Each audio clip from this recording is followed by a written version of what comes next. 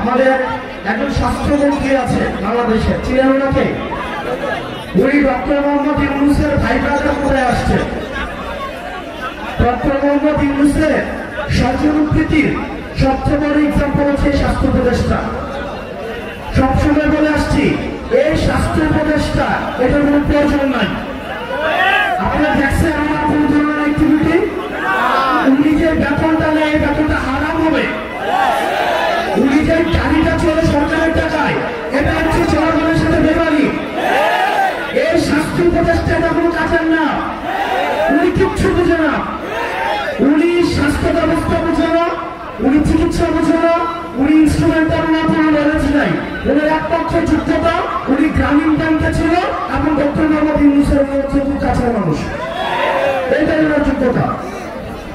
এই স্বাস্থ্য উপদেষ্টা নিয়ে আমরা কি করিব? এবং দুঃখজনক বিষয়, উনি নিজে চিকিৎসা করাইতে সিঙ্গাপুর যায়।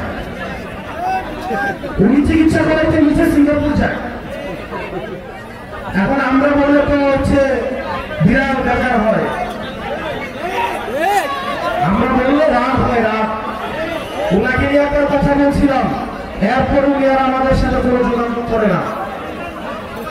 এই স্বাস্থ্য উপদেষ্টার অনীতি বিলম্বে এই জনগণের যে টাকা পয়সা উনি বেতন দিছে, সেগুলো রাষ্ট্রদার কোষাগারে জমা দিয়ে ওনার অনীতি বিলম্বে পদত্যাগ করা উচিত।